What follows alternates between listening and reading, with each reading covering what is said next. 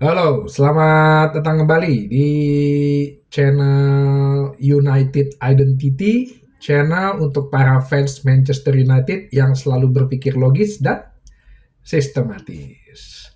Oke, jadi gue di sini akan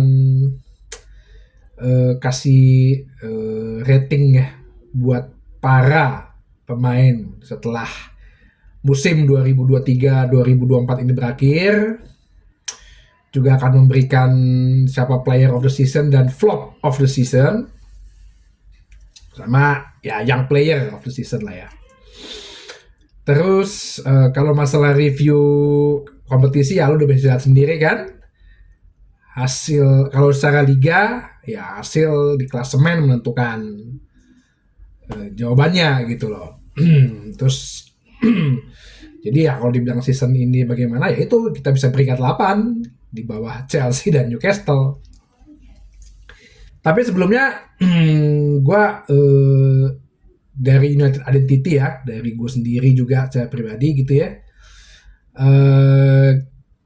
mengucapkan selamat tinggal. Ini beneran ini, selamat tinggal dan thank you kepada Jurgen Klopp, pelatih Liverpool. Walaupun Liverpool itu adalah pesaing kita dan musuh bebuyutan kalau dalam bahasa ininya ya. Tapi gue respect gitu sama Liverpool. Bahkan nanti kan gue bikin satu konten tersendiri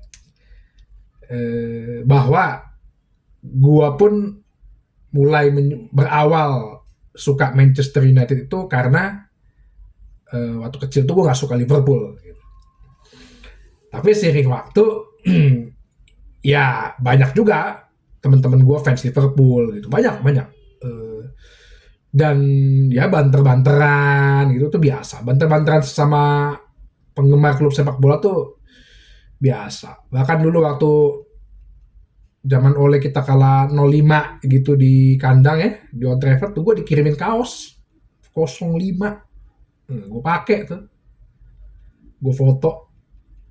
Habis itu gue jadiin kain pel dari temen gue yang fans Liverpool. Niat banget dia cetak tuh 120.000 apa dia bilang katanya sama nyablon. Ya begitu, banteran-banteran lucu gitu kadang seru juga gitu lah. Ya dan membanter itu hak setiap penggemar sepak bola, gak ada urusannya dengan status, gak ada urusannya dengan peringkat, gak ada status dengan lo mau fans Burnley pun atau lo mau fansnya Luton Town pun, kalau lo mau ngebanter Manchester City atau lo mau ngebanter Arsenal atau lo mau ngebanter Manchester United pun itu hak lo gitu loh. Tapi kewajiban lo juga untuk menerima kalau lo dibanter, tidak usah personal dan ngomong kasar, itu aja. Banter-banter sepak bola justru itu yang membunuh dinamikanya gitu loh. Jadi menurut gua Klopp juga selama ya 9 tahun gitu ya udah menjadi salah satu yang the greatest lah di Liga Inggris gitu ya. Walaupun dibilang cuman masa dia cuma dapat 1 gelar, ya lu mau gimana gitu loh. Liverpool emang dari dulu tuh permasalahannya adalah source of fund-nya, sumber keuangannya gitu loh. Ya emang sumber keuangannya begitu gitu, dan pemiliknya juga ya seperti itu. Gue bakal beli pemain kalau gue udah ngejual. Ya makanya gue juga agak bingung ya kenapa negara-negara Arab oil itu nggak beli Liverpool ya. Padahal fanbase-nya banyak, historicalnya ada. Gue rasa kalau Liverpool bisa dibeli atau punya sumber keuangan yang gede sih, ya bangsa-bangsa kayak Charlton City gitu, MU mungkin aja bisa dilewatin gitu. Dan apa? Ya nggak tahu ya, gue belum riset sih. Kalau mau bikin suatu bahasan kan biasanya riset dulu, jangan asal jiplak gitu ya. Apakah mungkin karena masalah culture-nya Liverpool, Scouser-nya itu ya, Scousers-nya itu jadi betul-betul yang ya kita harus benar-benar dari kita nih atau gimana gitu. Gue nggak ngerti ya, belum paham juga sih gue. Mungkin kita gue diskusi dengan para fans sana lagi lebih dalam gitu ya. Tapi intinya ya dengan prestasi, dengan sumber keuangan yang seperti itu aja dia bisa akhirnya membawa Liverpool setelah 30 tahun itu juara Liga. Dan Liverpool itu kan dari dulu sejak Liga dimulai itu kan pelatihnya suka yang karena quote-unquote suka aneh gitu ya. Pernah lah Roy Hodgson gitu. Terus gue berapa kali tuh diskusi sama fans-fans Liverpool, terus gue bilang, nih kenapa sih lu kok Brendan Rodgers gitu? Kenapa sih Roy Hodgson gitu? Kenapa nggak itu Martin O'Neill dulu gue pernah ngomong. Nah zamannya Brendan Rodgers gue tuh suka ngomong sama fans Liverpool apa berapa tuh gue di sosial media. Lo tuh kalau hire pelatih tuh nih Jurgen Klopp lagi bagus-bagus ya habis juara Dortmund sama bawa Dortmund ke final Champions League tuh. Lo tuh kalau pelatih tuh kayak Jurgen Klopp. Apa gue gitu ngomongin. Jurgen Klopp tuh cocok pelatih Liverpool. Beneran. Gue tuh sampai ngomong gitu lo ke fans Liverpool. Dan mereka masih loyal gitu. Dan akhirnya bener Jurgen Klopp. Begitu Jurgen Klopp ditunjuk, waduh gue bilang nih Liverpool bakal bahaya nih. Betul kan? Karena kan dulu Liverpool kan gue paling suka banter mereka itu, ala lo banggain sejarah melulu. Ya hampir sama kayak Manchester beberapa fans MU sekarang gitu. Dan apa namanya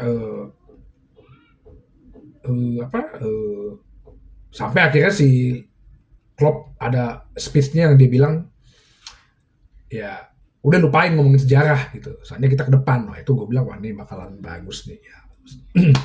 Dia resign itu kan ya karena dia ngerasa bahwa ya gue dengan kemampuan seperti ini gue gak akan bisa compete dengan Manchester City gitu loh. Ya gue kan jalan gue begini-begini aja. Nanti lo kalau dalam dunia profesional juga lo akan begitu. Kalau udah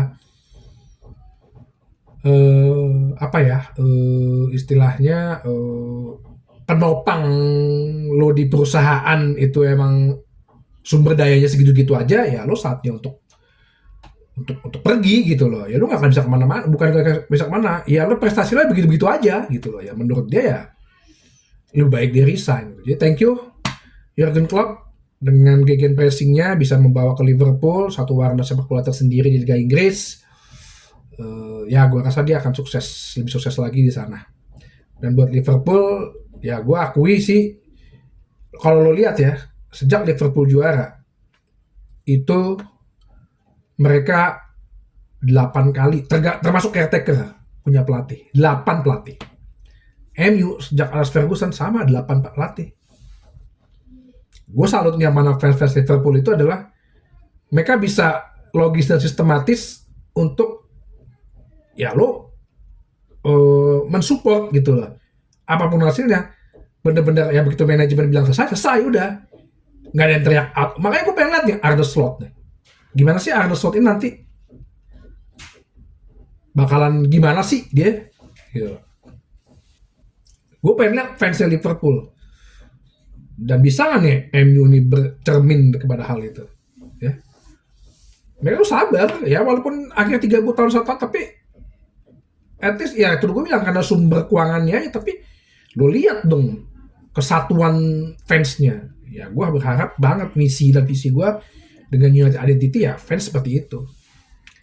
Itu aja sih ya, udah hampir setengah juga nih bahas terima kasihnya Klopp.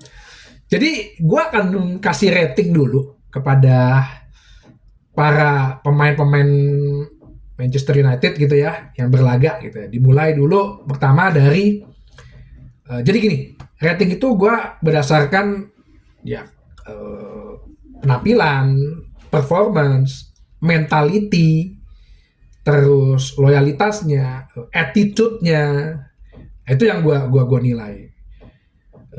Dan ini pemain-pemain pinjaman nggak gua masukin gitu ya. Jadi kayak Sancho gitu, udah inilah mungkin kalau ada di sini mah gua kasih 1 kali Sancho tuh. Oke?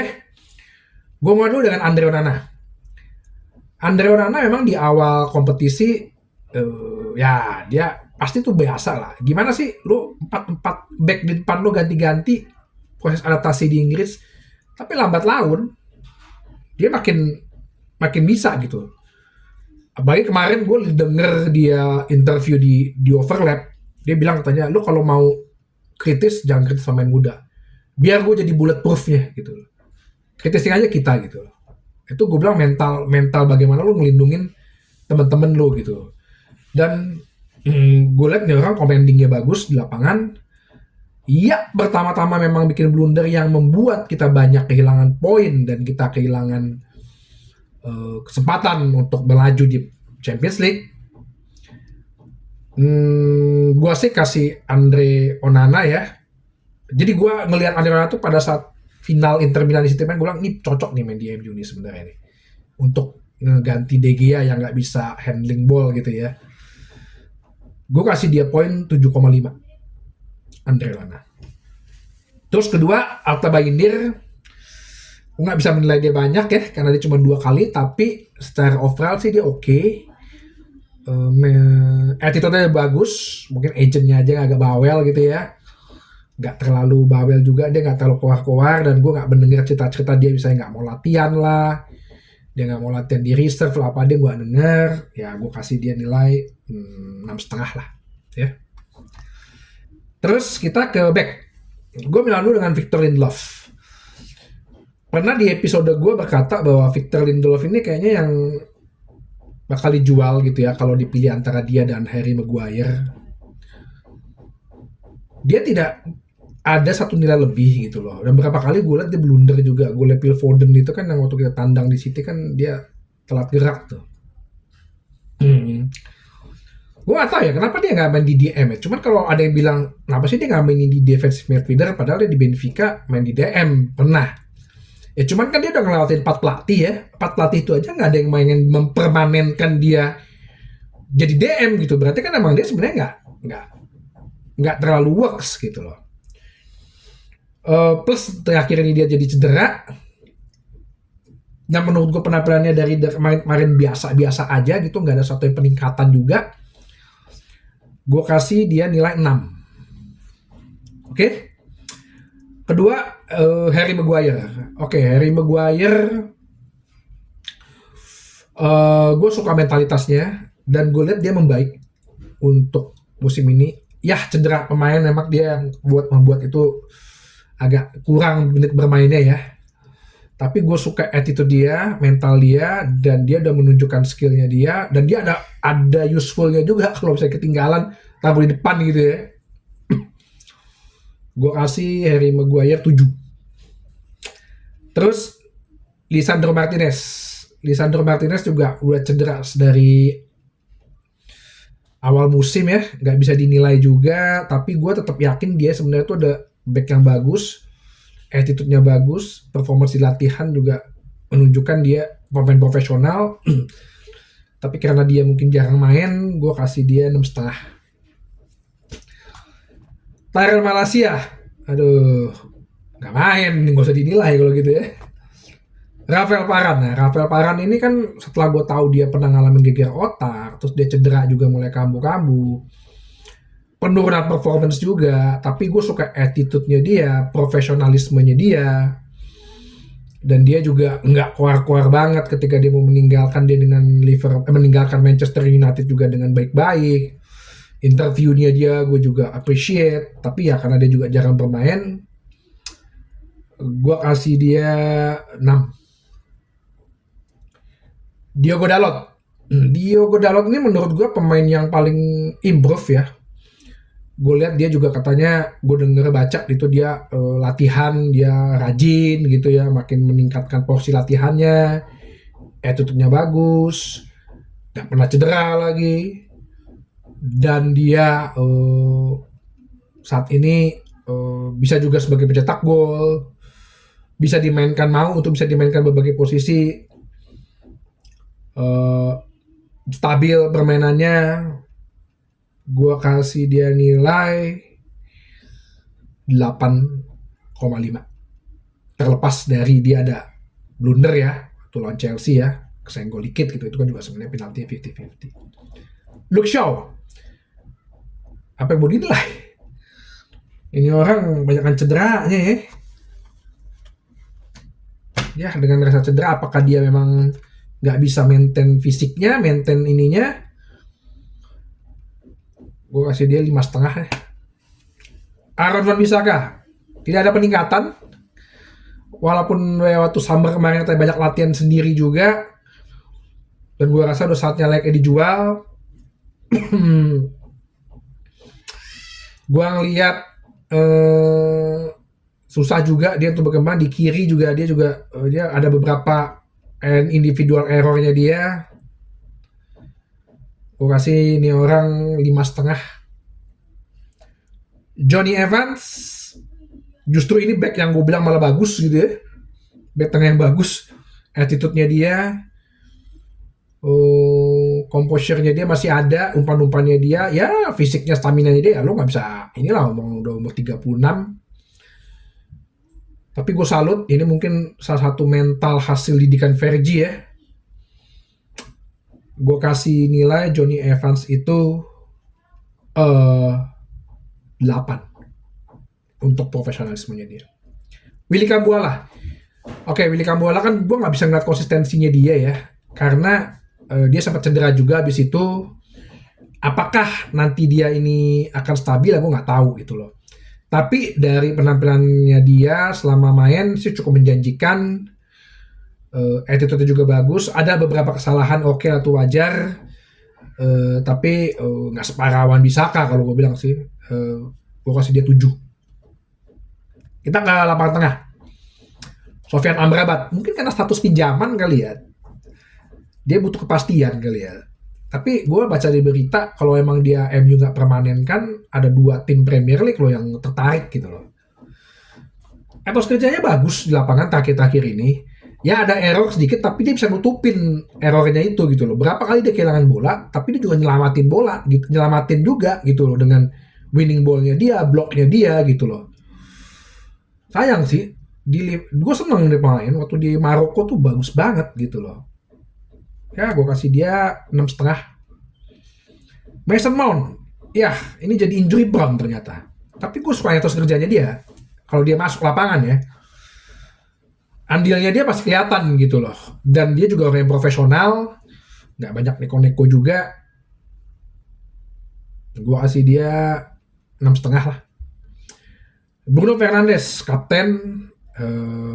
Attitude-nya juga udah mulai berubah. Gue ada bahas dia mengenai dia di satu episode gue. Lo lihat aja mengenai Bruno Fernandes.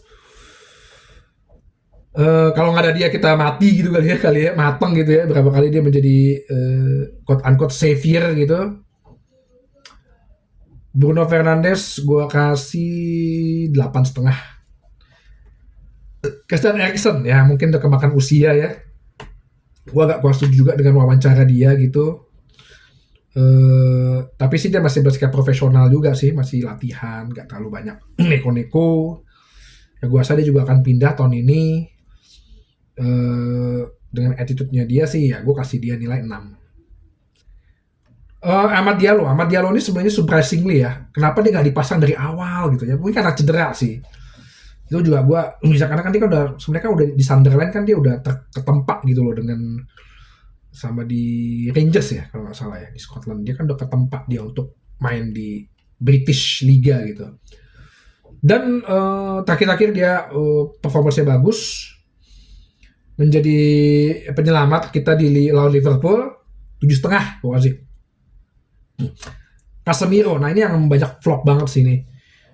Gue tuh sangat mengandalkan banget Casemiro untuk menjadi leader gitu ya, maksudnya jadi panutannya gitu kan. Harus ada pemain yang kayak gitu ya. Zaman MU beli Cantona, MU beli Van Persie gitu, ada pemain yang bisa jadikan role model gitu. Cuman dia sendiri down gitu performance-nya. Tapi 3-4 game belakangan ini sih dia agak lumayan sejak jadi back ya. Yang terlepas dari Crystal Palace sih. Gue masih bilang dia sebenarnya pemain yang kelas dunia dan attitude-nya juga bagus.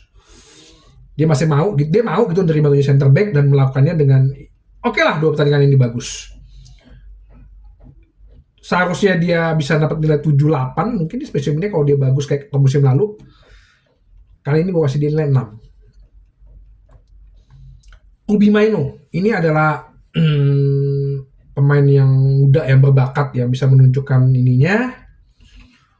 Gua kasih dia nilai dengan gaya bermainnya, sparklingnya, bersinarnya dia.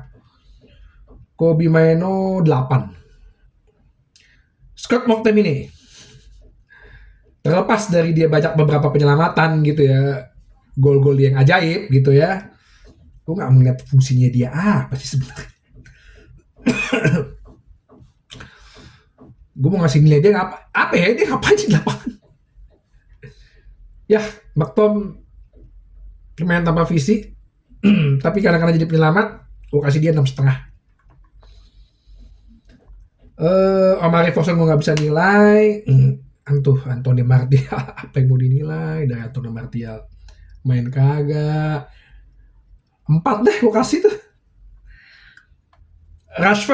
Marcus Rashford penurunan yang sangat drastis, attitude yang kurang, berantem sama fans lah di lapangan. Aduh, mangkir latihan 2 kali lah udah tuh. Gue nggak ngeliat dia menjadi sesuatu yang punya nilai plus. Terlepas dia ada gol lawan City, tapi habis itu juga drop juga.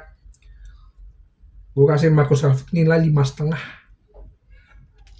Rasmus Højlund nih ternyata bisa 10 gol ya. Bahkan dia 17 gol dan assist ya. Coba bayangin kalau teman-temannya waras aja bisa ngasih dia umpan gitu. Dan akhirnya dia tuh dapat banyak umpan tuh banyak kan karena Onana gitu yang buka peluangnya. Bahkan akhirnya beberapa gol sendiri juga. Rasmus Højlund gue kasih nilai dia 7,5. Garnacho, ya ini masih upside down penampilannya, modal semangat, etos kerja oke. Tapi egoismenya itu, kemampuannya juga sebenarnya belum gue bulat ya, ngedribbling bola aja. Kalau dia bisa jago dribbling bola lewatin 2 orang aja, gue kasih nilai 8 lah. Tapi gue appreciate etos kerjanya sih, itu aja. Dia mau turun ke lapangan segala macam, posisi mana dia mau. Ya gue kasih nilai 7 lah. Anthony ini terakhir ya. Terlepas dari masalah pribadi dia, ya gue lihat dia flop tahun ini. Mencetak 1 gol ya, atau assist di liga. Dan gue ya seharusnya kalau lo pemain profesional ya lo at least bisa nunjukin sedikit peningkatan lah gitu loh. Gue nggak ngelihat dia menjadi pemain yang bisa bikin perbedaan. Tapi gue juga nggak ngeliat juga dia bakal dijual gitu loh. Bisa jadi dikasih kesempatan, tapi gue kasih dia 5.